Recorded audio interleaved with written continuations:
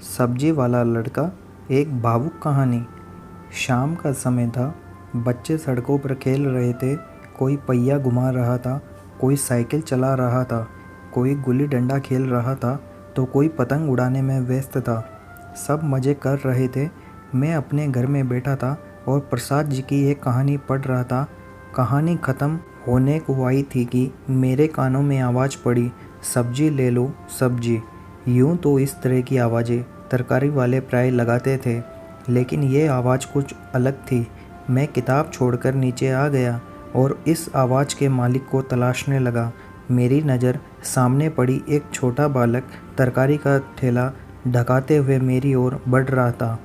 बीच बीच में चिल्लाता जाता, सब्जी ले लो सब्जी। उसकी उम्र 12 या 13 बरस से ज़्यादा न लगती थी। लड़का देखने में बहुत सुंदर था। उसके चेहरे से मासूमियत टपक रही थी। उसे देखकर मेरे मन में अनगिनत सवाल नाक की तरह फन फैलाने लगे। वो अभी इतना छोटा था कि ठेला गाड़ी उससे ढक भी न पाती थी। उसे धकाने के लिए वो अपनी पूरी ताकत झोंक देता था। जब लड़के को ठेला गाड़ी मोड़नी होती थी तो वो उसे उठाने के लिए पूरा झुक जाता था और अपने शरीर को पूरी तरह झोंक देता था। वो मेरे पास आ गया और मेरे सामने ही आवाज़ लगाने लगा। उसके बदन पर एक बहुत ही पतली सी सूती की बुशर्ट पड़ी थी, जिसमें कई छेद हो रहे थे और कुछ बटनों की जगह धागों ने ले रखी थी। जब मैंने उसके पैरों पर नज़र डाली तो देखा कि उसकी चप्पल बहुत ही छोटी थी। लड़के की एड़ी चप्पल से बाहर निकल जाती थी। उसकी चप्पल गल चुकी थी और उसमें छेद पड़ गए थे। धूल, मिट्टी और पानी उन छेदों से पार निकल जाता होगा। फिर वो ठेला धकाता हुआ मेरे सामने से निकल गया। कुछ समय तक तो मैं उसे देखता रहा और फिर वो मेरी आंखों से ओझल हो गया। लेकिन वो लड़का मेरे मन में बस चुका था। दरअसल उस लड़के को देखकर मुझे भी अपने बचपन के दिन याद आ गए थे, क्योंकि मैं भी 14 साल की उम्र में ठेला धका चुका था। उस लड़के में मुझे अपना बचपन नज़र आने लगा था और मैं आसानी से उसकी मानसिक स्थिति को समझ सकता था। अगले दिन भी मैं उस लड़के का इंतज़ार करने लगा। कुछ देर बाद वो आता दिखा और मेरे सामने आकर रुक गया। उसने मेरी ओर देखा और मासूमियत भरी आवाज़ में पूछा, बाबूजी कुछ चाहिए क्या? मुझे सब्ज़ी नहीं लेनी थी, लेकिन फिर भी मैंने हाँ कर दी और मुझे उससे बात करने का मौका मिल गया। मैंने पूछा, तुम इतनी कम उम्र में काम क्यों करते हो? लड़के ने सीधे जवाब दिया, मेरे बाबा मर गए इसलिए। मैंने दुख की भावना प्रकट करते हुए पूछा, तुम्हारी माँ कहाँ है? लड़का बोला, मेरी माँ बीमार रहती है, वो कुछ काम नहीं कर सकती, इसलिए मैं काम करता हूँ। इतना कहकर लड़का बोला, बाबूजी अब मैं चलता हूँ, नहीं तो देर हो जाएगी। मैंने उससे बिना कोई मोल भाव किए ही कुछ सब्जियाँ ले ली और वो चला गया। इस खेलने कूदने की उम्र में वो लड़का एक परिपक्व पुरुष बन चुका था और भला बुरा सब जानता था। जिस उम्र में बच्चे 5 किलो भार भी न उठा पाते, वो लड़का 50 किलो का ठेला धकाता था। उस बालक को आवश्यकता ने कितना मजबूत और चतुर बना दिया था। मेरे मन में उस बालक के प्रति सहानुभूति ने जन्म ले लिया था और मैंने मन ही मन उसे अपना मित्र मान लिया था। मैं हर दिन उससे बिना मोल भाव के सब्जियां खरीदने लगा। एक दिन मैं किसी काम से बाहर चला गया और शाम को उस लड़के से न मिल सका। जब मैं रात को घर लौट रहा था कि मेरी नज़र उस लड़के पर पड़ी। वो सड़क के किनारे सिर झुकाकर दुखी अवस्था में बैठा था। मैंने पूछा, क्या हुआ? लड़के ने बहुत धीमी आवाज़ में बोला, बाबूजी आज सब्जी न बिकी। मैंने कहा, कोई बात नहीं, कल बिक जाएगी। लड़का बोला, अगर आज पैसे न मिले तो मैं माँ की दवा न खरीद सकूँगा। मैंने इतना सुना और मैं अपने बटुए से 100 के 2 नोट निकालकर उसे देने लगा। लड़का स्वाभिमान के साथ बोला कि मैं भीख नहीं लेता बाबूजी। उसके ये बोलते ही मुझे अपनी भूल का एहसास हो गया और मैं अपने घर चला गया। घर से होकर मैं वापस लड़के के पास आया।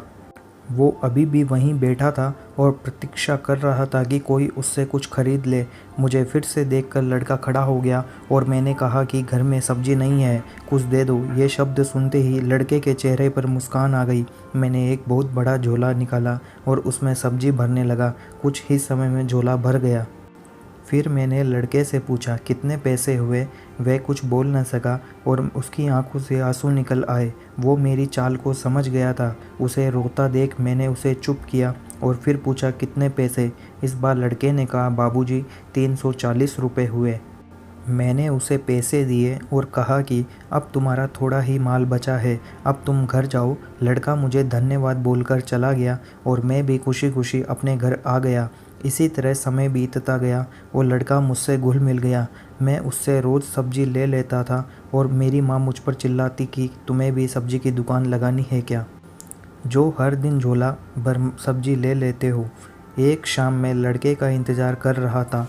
रात होने को आई थी पर वो न आया था। दूसरे दिन भी लड़का नहीं आया। इसी तरह 4 दिन बीत गए। मेरे मन में अनगिनत बुरे विचार आने लगे। मैंने फैसला किया कि मैं लड़के को खोजूंगा, लेकिन कैसे? मैंने तो उससे आज तक उसका नाम भी नहीं पूछा था और वो कहाँ रहता है ये पूछना तो मेरे लिए दूर की बात थी। फिर भी मैं निकल पड़ा उसे खोजने के लिए। पहले तो मैं उस नुक्कड़ पर गया जहाँ वो रात को खड़ा होता था। मैंने कुछ दूसरे सब्जी वालों से पूछा तो सब ने कहा कि साहब वो तो 3-4 दिनों से आया ही नहीं।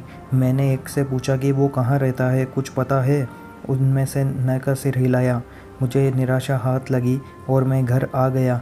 मैं घर में सोच की मुद्रा में बैठा था। माँ ने पूछा क्या हुआ? मैंने कहा कुछ नहीं। माँ ने कहा मुझे पता है कि वो लड़का कहाँ रहता है। ये सुनते ही मैं उठ खड़ा हुआ। लेकिन माँ को ये कैसे पता चला कि मैं उस लड़के के लिए ही परेशान हूँ? महात्माओं ने सत्य ही कहा है कि माँ सर्वोपरि है। वो पुत्र की आंखों में देखकर उसकी बात समझ सकती है। मैंने झट से माँ से लड़के का पता लिया और लड़के के घर की ओर लपका। कुछ देर की मेहनत के बाद मैं उसके घर पहुंच ही गया। लड़के के पास घर के नाम पर मात्र टपरियां थी, घास फूस से बनी हुई जैसी गांव में बनी होती है। लड़का मुझे बाहर ही दिख गया। मुझे देखकर वो चौंक गया।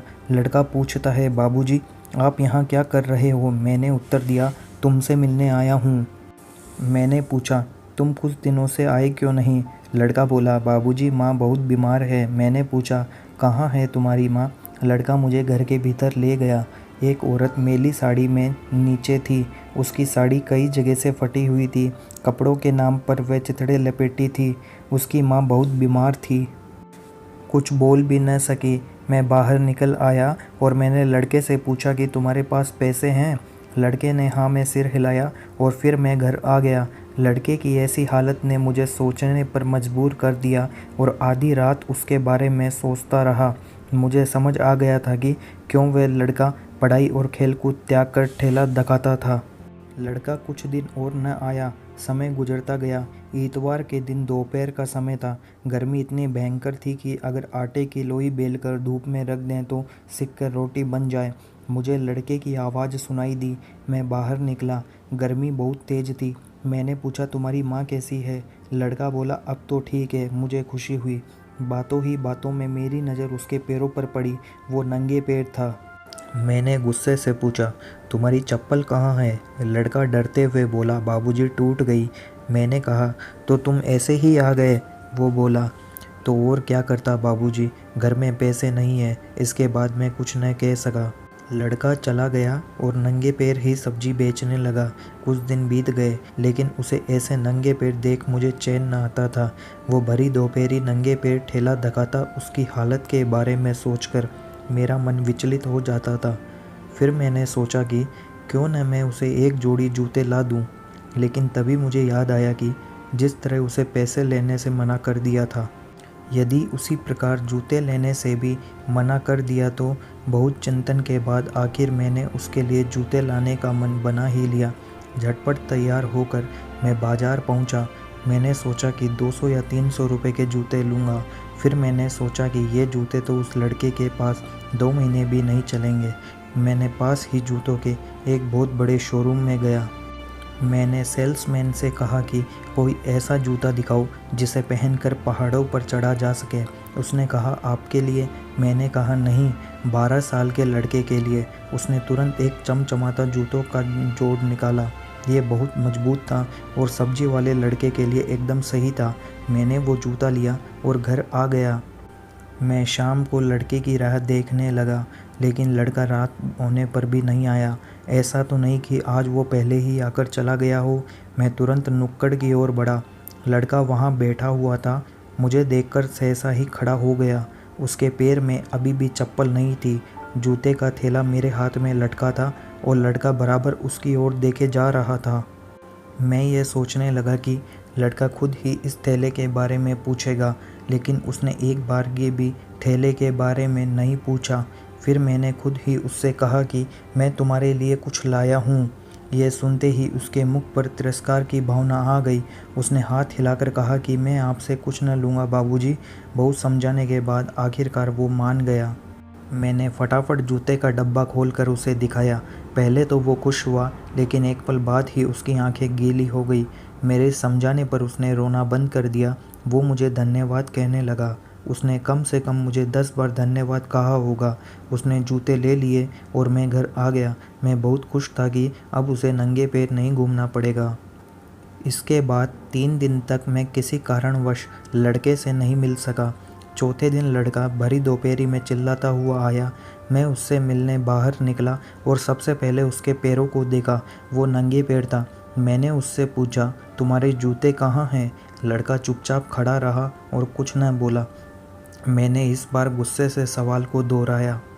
लड़का डरकर थोड़ा पीछे हट गया और नज़रें नीचे करके बोला, बाबूजी, मैंने जूते बेच दिए। यह सुनते ही मैं आग बबूला हो गया और लड़के को दुनिया भर की बातें सुनाने लगा। मैंने पूछा, जूते क्यों बेचे? लड़का बोला, बाबूजी, मेरी माँ की साड़ी फट गई थी तो मैंने वो जूते बेचकर अपनी माँ के लिए साड़ी खरीद ली। बाबूजी, मैं कुछ दिन और नंगे पैर घूम सकता हूँ, लेकिन माँ की फटी साड़ी देखकर मुझे अच्छा नहीं लगता था। लड़का कहने लगा, मुझे जूतों की इतनी आवश्यकता नहीं थी जितनी कि माँ के बदन पर साड़ी की। उसकी ये बातें सुनकर मेरे सारे गुस्से पर पानी फिर गया और उसके सामने मैं अपने आप को बहुत छोटा महसूस करने लगा। उस लड़के के मुख से इतनी बड़ी बड़ी बातें सुनकर मैं अचंभित हो गया। मुझे उस लड़के पर गर्व महसूस होने लगा। मैंने देखा कि लड़का खुश था। उसके चेहरे पर मुस्कान थी जो मैंने आज से पहले कभी न देखी थी। वो नंगे पैर ही ठेला धकाता हुआ चला गया। मैंने जाते जाते उससे पूछा, बेटा, तुम्हारा नाम क्या है? उसने हंसते हुए कहा, संजय। तो दोस्तों, देखा आपने कितनी भावुक कहानी थी ये। अगर आपको ये कहानी अच्छी लगी तो इस कहानी को एक लाइक कीजिए और इसे अपने दोस्तों के साथ शेयर कीजिए। धन्यवाद।